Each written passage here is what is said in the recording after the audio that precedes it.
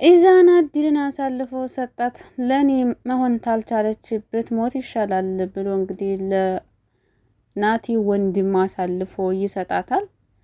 በፊት ግን አቤልና ያዳ እያጨናነቋት ነበርና ስልክ ደውለሽ ኢዛናን ቀጥሪው፣ ኢዛናን ማግኘት እንፈልጋለን ብለዋት ነበረ። ነገር ግን እሷም ታዲያ አሁን ከኢዛና ጋር ከመገናኘታቸው በፊት የሆነ ነገር መፍጠር አለብኝ ትልና ወይ ኢዛና ብላ ስትጮህ እንግዲህ አቤኒና ያዳ እውነት መስሏቸው ዞር ሲሉ ብልጤቱ ደግሞ እንግዲህ እግራ ውጪ ብላ ትሮጣለች እና አቤኒና ያዳም ቢሮጡ ሊደርሱባት አልቻሉም ማለት ነው። እና አቤኒ በጣም ይናድድና ይህ አይደለ እሷ እጅ ባይኖርበት ኑሮ እኮ አታመልጥም፣ አጠፋንም ነበረ፣ ነግሬህ ነበረ፣ ከቤት መውጣት አልነበረብንም፣ እዚሁ ቁጭ አድርገን ማፋጠጥ ነበረብን በሚለው ሰዓት ያደማ ይዞ አትጨናነቃ፣ የትም አታመልጥም፣ እንይዛታለን፣ ዛሬ ብታመልጥ ነገም መያዛችን አይቀርም፣ ተረጋጋ በሚለው ሰዓት እንግዲህ እሷም የሆነ ቦታ ትደበቃለች።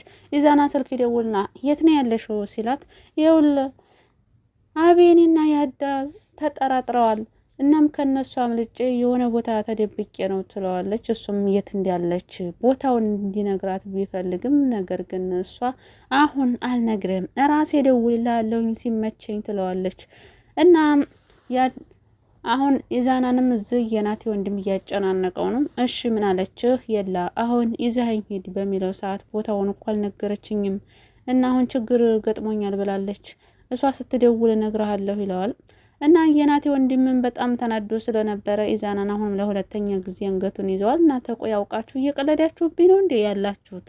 እየተጫወታችሁብኝ ነው ብሎ ያንቀዋል። እሱም አይደለም እባክህ አልነገረችኝም ቦታውን ለዛ እኮ ነው በሚለው ሰዓት ይኸውልህ አሁን የት እንዳለች አጣራና ንገሬ ብሎ ጥሎት ይሄዳል። ከዛም በኋላ መልሶ ይደውላል ኢዛና ማለት ነው። ሲደውልላት ቆይ አንተ ለምንድን ነው አሁን የምትደውልልኝ? ራሴ እደውልልሃለሁ አላልኩህም ነበር እንዴ ትለዋለች። ኧረ እባክሽ እዚህም ችግር ተፈጥሯል ይላታል። እና አንቺስ ምንድን ነው? እሺ የት እንዳለች ንገሪኝና ልምጣ ብሎ ይላታል። እሱም ቦታውን ነገረችው የት እንዳለች። ቦታውን በምትነግረው ሰዓት ኢዛና ቀጥ ብሎ ለናቲ ወንድም ነበር የደወለው እና ቦታውን ነግራኛለች እና እንሂድ ወደ እሷ ይለዋል። ምክንያቱም ደግሞ እንግዲህ ኢዛናም እሷን አሳልፎ ለመስጠት ነው። ነገር ግን እሷን አሳልፎ ቢሰጥም እሱም አይቀርለትም። ምክንያቱም አብረን ነው ይሄን ነገር ያደረግነው ብላ ማውራቷን ስለማይቀር ራሱ በቆፈረው ጉድጓድ ራሱ መግባቱ አይቀርም ኢዛና ማለት ነው። እንግዲህ መጀመሪያ ነበረ ማሰብ የነበረባቸው ይሄ ነገር ሳይመጣ ነበር እና አሁን ቀጥ ብሎ እንግዲህ ኢዛናና የናቲ ወንድም ወደ እድል ዘንድ እየሄዱ ነው ማለት ነው። እዛ ሲደርሱ እንግዲህ ቸኩሎ ሊገላት ይችላል አይታወቅም። እና ኢዛናም ለኔ መሆን ካልቻለች ብትሞት ይሻላል ብሎ ነው ይሄንን እንግዲህ ድራማ እየፈጸመው። በእርግጥ ድራማ ሳይሆን የእውነት ነው። እናም እሷ ብቻዋን አይደለም ያደረገችው፣ አብረው ነው ያደረጉት ማለት ነው። አሁን እሷ አሁን ተንኮል አላሰበችም ነበር ለኢዛና። እሱ ግን ቀደም ብሎ ለእሷ ተንኮል አስቦላታል። እሱንም እንዲያገኙት ለእሱ ስላሰበች ነበር የጠፋችው። ከአቤኒና ከያዳ አጠገብ የጠፋቸው ራሱ ከእሱ ጋር እንትን እንዲያይሉ እሱን የሆነ ነገር እንዳያደርጉት ብላ ስለፈራች ነበረ።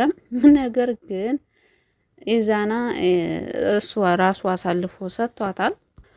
እንግዲህ አቤኒ በጣም ተጨናንቋል። ላየህ አይደለ እንደ እውነት እንዲያለችው በቃ ኢዜማዬ ሞታ ነው በሚለው ሰዓት ያዳም በቃ ትጨናነቅ፣ አይዞህ ሁሉንም ነገር ቀስ በቀስ እንደርስበታለን፣ መጨናነቅ የለብህም ይለዋል። እና እንግዲህ ኖሃ እንግዲህ ይህንን ሁሉ ሚስጥር ደብቃ ተቀምጣለች። ምክንያቱ ደግሞ እሷ ነች ያየቻቸው ማለት ነው። እና ዜማዬን ሲቀብሯት ኢዛናና እድል ኑሃ አይታቸዋለች። እና ኑሃ ማየታቸው ከዛ ተመልሳ ለወንድሟ ትነግረዋለች። ያየችውን ነገር በሙሉ ትነግረዋለች። ወንድሟ ግን ይሄንን እድልማ መጠቀም አለብን፣ እነሷ እንደሞተዋል ተመልሰው አይመጡም። ስለዚህ ይሄንን አጋጣሚ እኛ ተጠቅመን ስልክ ደውለን ገንዘብ አምጡ እንላቸውና ገንዘቡን ደግሞ እናታችን የታመመች እናታችን ትታከምበታለች ይላታል። እሷም ግን ደስ አላላትም ነበረ። ቢሆንም እባክሽ እንደዛ እንድታረጊ አልፈቅድም ብሎ ሲያስጨንቃት በወንድሟ ሀሳብ ተስማማለች። እና የወንድሟም እንግዲህ እየደወለ ሲያጨናንቃቸው ነበረ። እንግዲህ በነገራችን ላይ የናቲን ልብስ በቃ ሁሉም ነው የሚለብሰው።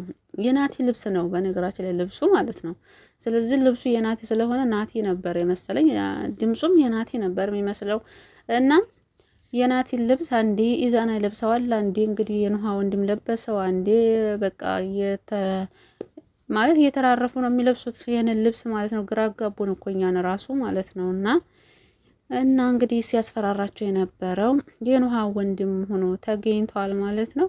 እና አሁንም ደውሎ እድልን ሲያጨናንቃት ነበረ። እድሉ የት አለ ገንዘቡ? እናንተ እኔን ረሳችሁኝ ማለት ነው በሚላት ሰዓት ረስተን አይደለም የሆነ ችግር ገጥሞን ነው በሚላት ሰዓት ትለዋለች። እሱም ይኸውልሽ ነገ በ24 ሰዓት ነገ ገንዘቡን ታላመጣሽ ሚስጥርሽን ለማን እንደምናገር ታውቂያለሽ ብሎ ነው እንግዲህ ስልኩን የዘጋባት የኑሃ ወንድም ማለት ነው። ይሁንና እሷ ብሩን ከፈለች አልከፈለች ዙሪያውን ተጠርጥራ ስለተያዘች በነ አቤኒና በነ ያዳ ቁጥጥር ስር ነው አሁን የምትገኘው። ቢሆንም ገንዘቡን እንደማይከፍሉ ነው እንግዲህ አሁን ያየ ነው። ምክንያቱም በዚህ በኩል የናቲ ወንድም እያጨናነቃቸው ነው፣ በዛ በኩል ደግሞ ያዳና አቤን እያጨናነቃቸው ነው። ስለዚህ በዚህ ውጥረት ሆነው ገንዘብ ተየት አምጥተው ይሰጡኛል ብለው ነው። ኑሃ አሁንም ለመናገር ወስናለች። ለመናገር ወስና ያዳን ቀጥራው ነበረ፣ ነገር ግን ገና አልተገናኙም።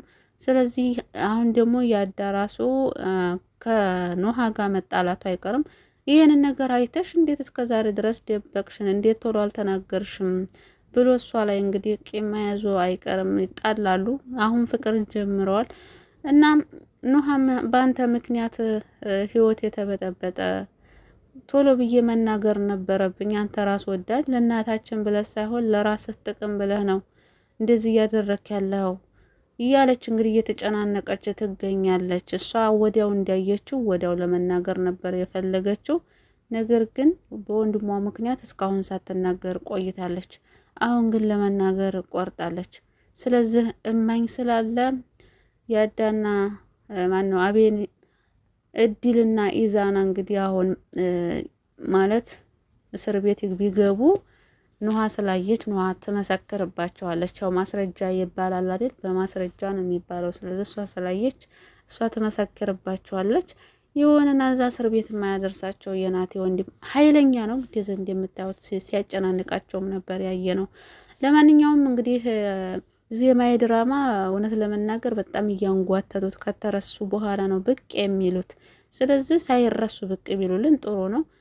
እና ናቲና ዜማዬ ደግሞ እንዳልሞቱ እርግጠኛ ነኝ። ምክንያቱም ዋናው አክተሮች ስለሆኑ ዜማ አክተር ደግሞ አይሞቱም እና ቶሎ ቢያመጣቸው ምን አለ። ስለዚህ አሁን ናቲና ዜማዬም እየተረሱ ነው ያሉት ማለት ነው። በቃ ድራማው ብቻ ሳይሆን እነሱ ሰዎቹ ራሱ የተረሱ ነው ያሉት። መቼም አንዳንድ ሰው እኮ ፍቅር የሚይዛችሁ በተደጋጋሚ ስታዩት ነው ያንን ሰው አይደል? ስለዚህ ዜማዬ ድራማ በጉጉት ሁላችንም እንወደነው ነበር፣ በጉጉት ነበረ የምንመለከተው የምንጠብቀው። ነገር ግን አሁን በጣም እየጠፉ ከ15 ቀን በኋላ ይመጣሉ። ከተረሱ በኋላ ነው ብቅ እያሉ ያሉት። ስለዚህ እንድትፈቀሩ እንድትወደዱ ቶሎ ምንድነው ከተራሳችሁ በኋላ ብቅ የምትሉት ማለት ነው እንዴ? በጣም አበዛችሁት። በዛች ላይ ደግሞ 15 ደቂቃ አሁን 15 ደቂቃ ድራማ ይሰራል እንዴ? ኧረ ሰላም። ኮሜንታተሮች በጣም ነበር ሲያስቁኝ ነበር። ደግሞ እናንተ እነማን ናቸው አላወቅኳችሁም፣ እነማን ናቸው እያሉ ሲኮመቱ በጣም የሚያስቁት ማለት አይፈረድባቸውም እንዴ? ከተረሱ በኋላ ብቅ ሲሉ ምን ይደረግ? መችስ እኔ ራሱ እነማን ናቸው ብዬ ነበረ ሲለቀቅ ቪዲዮ ማለት ነው እንዴ። ከተረሳ በኋላ እንዴት ሰው ይመጣል? ምን ሆነው ነው? ስለዚህ ፍትህ የምትለቁልን ከሆነ ልቀቁልን። ድራማውን ማቋረጥ ከፈለጋችሁ ደግሞ እንደዛ አቋርጡት እንጂ ዝም ብላችሁ ከተራሳችሁ በኋላ ብቅ ስትሉ ጨንጓራችን አትላጡት። ጨንጓራችን እንዲላጥ አንፈልግም።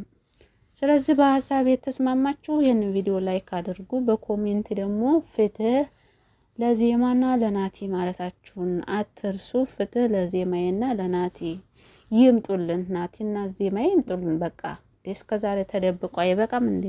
ይበቃል እኮ አንድ ሰው ታግቶም ትንሽ ጊዜ 2 ቀን 3 ቀን እንጂ ይሄን ያክል ለማንኛውም ቀጣይ በጉጉት እንጠብቃለን።